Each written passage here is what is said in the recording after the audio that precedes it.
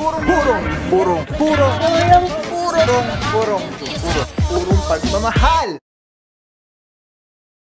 Good afternoon po, Sir Dexter Cardenas, ang head ng Traffic and Transportation Management Department ng Quezon City. Nag-start na po ang single ticketing system. Can you give us information about this po, what this is all about po? Single ticketing system, ibig lang sabihin nun ay yung uniformity ng pag-enforce ng batas trapiko dito sa Metro Manila, ng 17 LGUs MMDA. Ayun ay kakibat ng isang batas, creation ng RA 7924, wherein nakasado na dapat magkaroon ng single ticketing system sa Metro Manila. So ibig sabihin nun, isa lang yung itsura ng paniket ng 17 LGUs in Metro Manila, at ngayon naproban na rin yung pare-parehas na schedule of fines and penalties ng bawat violation na karaniwang babaylit ng mga motorista. Regarding po dito sa pare-pareho na yung gagamitin na penalties or violations, meron po ba tayong gagamitin na device sa pag-implement nito?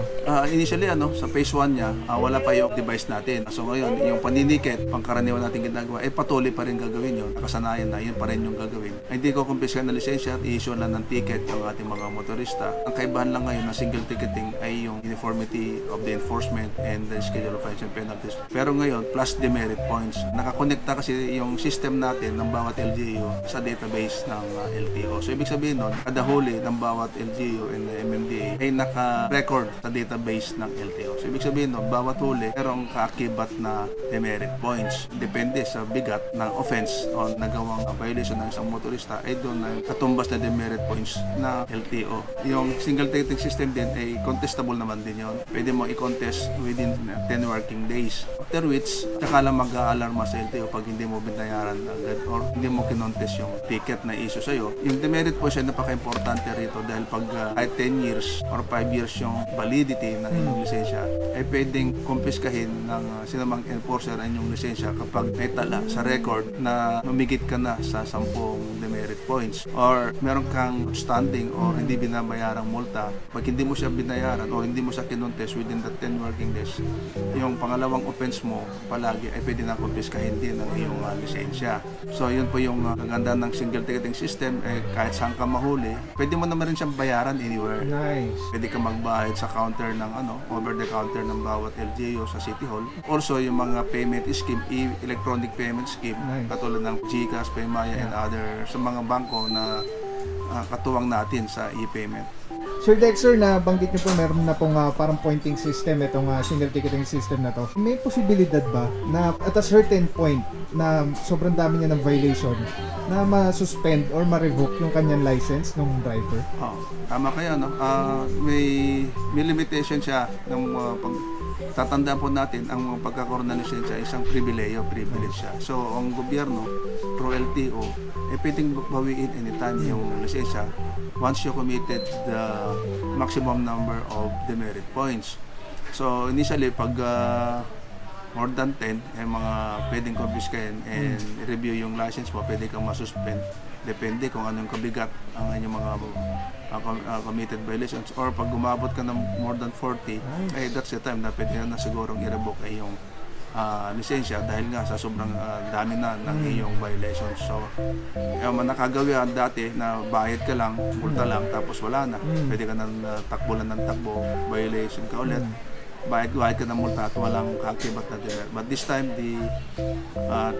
through RA 10930, kaakibat po doon yung demerit points ng bawat violation. So, nabibilang na po ang number of violations committed ng isang motorista or driver. Galing. Sir Dexter, ano na lang po, any message sa ating mga, especially to citizens po, any message po para sa mga motorista? Sa mga ating mga motorista, itong sistema nito, ito naman po yung matagal na yun ang inihilig na sana magkaroon ng pantay-pantay na pagpapatupad ng batas trapiko sa alunsuran ng Maynila. So ito po yung ating ginawa. Ito yun ay napagkasunduan ng mga 17 LGUs, LTO and MMDA sa Metro Manila. Dahil po sa inyong kahilingan, nagkaroon din ng unity ng ating mga fines and penalties. So napag-usapan din po yun, approve na rin po yun. So ito po yung pantay-pantay na pagpapatupad ng batas, pantay-pantay na violation fees. So sa ating mga kababayan, sana sumunod lang po tayo sa mga lituntunin ng batas trapiko. Ito ay para sa isang road safety measure Ang intention po natin dito ay magkaroon ng disiplina sa ating lansangan sa pamamagitan ng ating mga enforcer, sa ating mga motorista, at ito po ay ang ginagawa po natin para mag-ingat ang ating mga motorista sa paggamit ng kalsada, pagpatakbo ng mga sasakyan sa kalsada.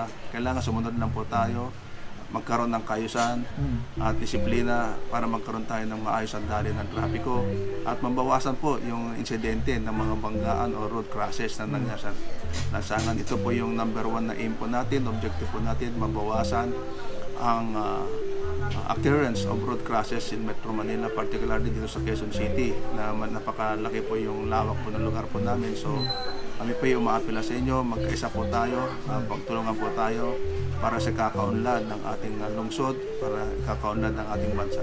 Alright, thank you so much po, Sir Dexter Cardenas. Saludo po kami sa inyo. God bless po, sir. More power po. Okay, thank you so much po.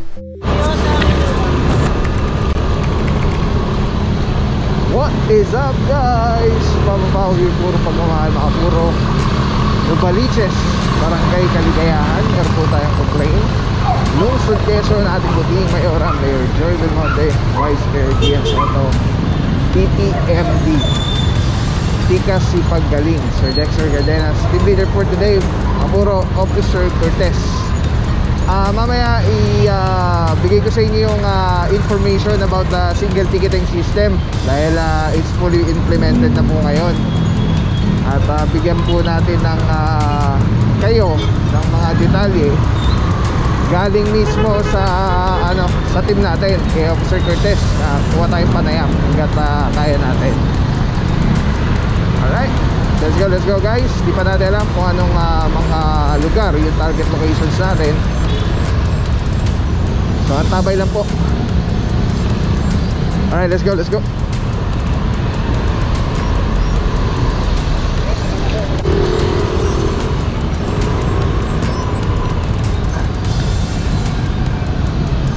Okay mga puro, currently hindi tayo sa Zabarte Road. Ito, meron tayo naabutan tayong isang sedan dito na nakabangheta siya. So kung makita nyo naman, establishment siya na car wash. So malaki-laki yung parkingan sa loob, malaki ng space, pero nandito pa rin siya sa labas.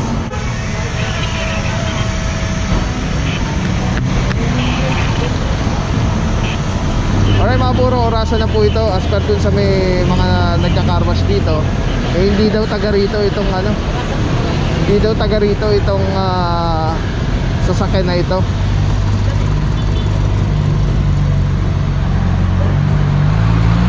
Mga puro kabila pati dun. Ayun, malis na yung isa.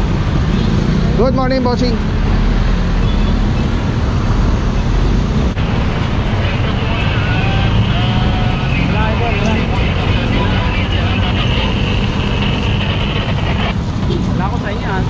Alright mga puro, ito nagtanong na po tayo na bossing. Hindi naman dito tong sasakyan na to, siguro nakipark lang, kaya nakabangketa po. So yung mga puro, naurasan na po yan. At as per kay kuya nga, wala yung may-ari. So malamang to, hilahin na po ito dahil this is Mabuhay Lane, away zone.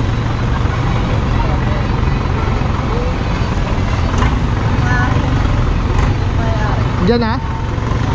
Ayun na pala may-ari ito. Sa mga puro, pag may may-ari, titikita na lang po yan. Teka lang.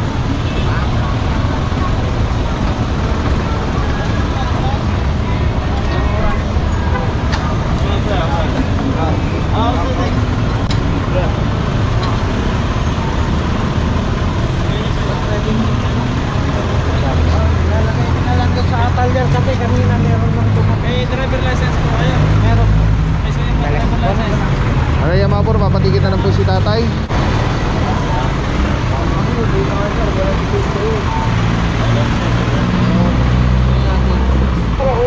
Mga puro, sama natin Officer Cortez. Good morning bossing. Saludo mga boss, CTFD. Mga puro, mamaya ask tayo ng some details, information about the single ticketing system. So tuloy-tuloy pa rin po yung pag-video natin. Do nagsabi na si bossing papatiket na lang, para lang kasi in case na minsan may mga instances walang lisensya pala yung driver or stalled yung sasakyan. So mga puro, papatiket na lang po.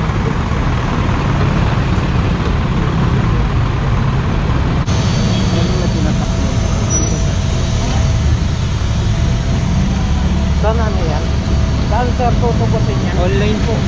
Online. Pwede nyo pong bayaran online. Hindi po kayo makapagbayad online, pwede po sa opisina. City Hall. City Hall ng Quezon City po.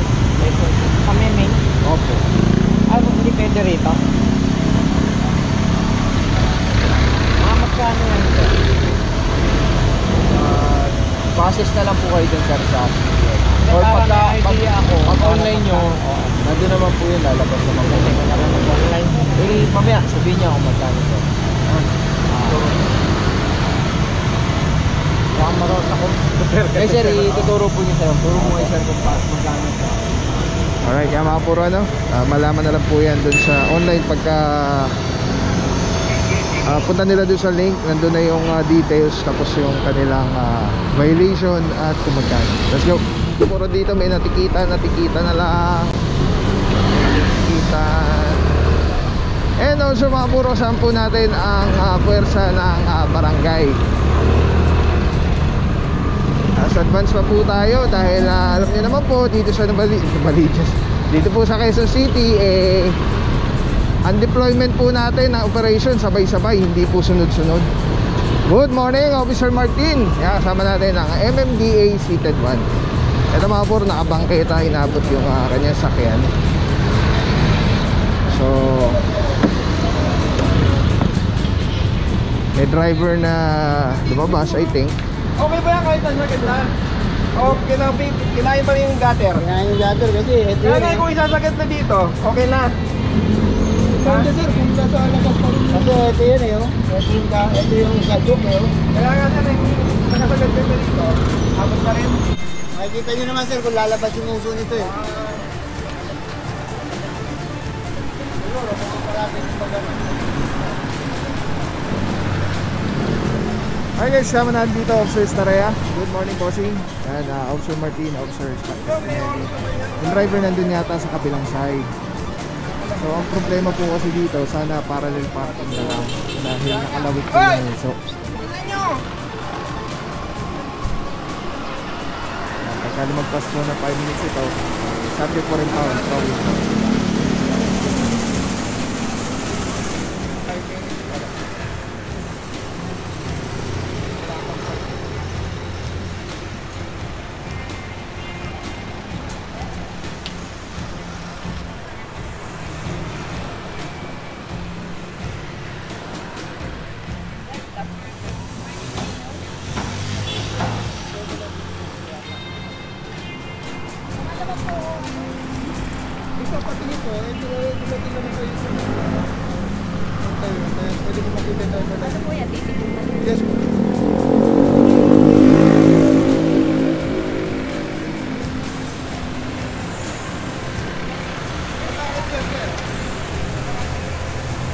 May kasama na kami doon. Pero pa ng puro eh.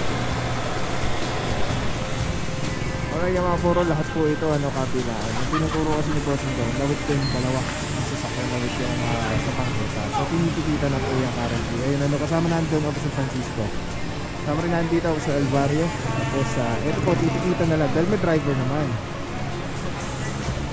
Pero within 5 minutes po, pag walang nagpatikit, subject po rin pound po ito.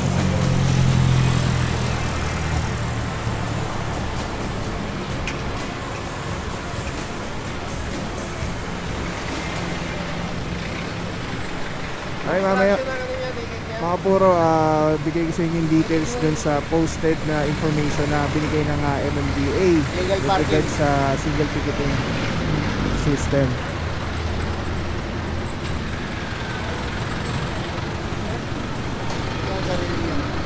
Pasok niya gano'n. Hindi niya pwedeng harangan yung sidewalk sir. Kasi para sa tao naman yun.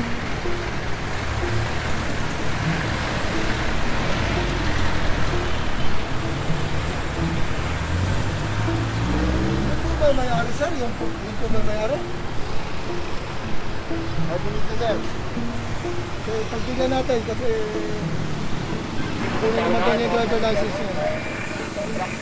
Alright mga puro, again, consider Balik niya hindi pa reporting niya dala natin. yung license. May oras ka, di ba? As much as we can, consider tayo. At 5 minutes na po. Si Kuya, di natin alam kung may ari rin. Hindi ko alam. So, pag bigyan natin, sabi niya kukunin yung driver license. Pag balik niya, hindi pa rin yung dala yung driver license siya. Subject pa rin yun. Nataw na po. Alright.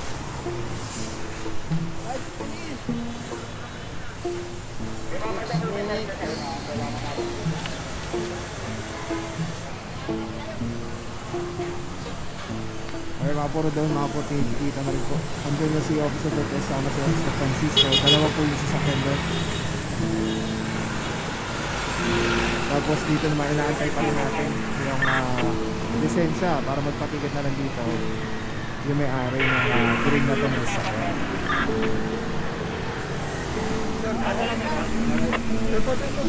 Ay, mga po, may sitwasyon tayo dito. Telesim Philippines, grabe, sobrang solid nito mga puro. Ito lagi natin kasama sa mga operations, sa mga vlogs natin. Pagtatanggalin nyo, iti-twist nyo lang yan to the left.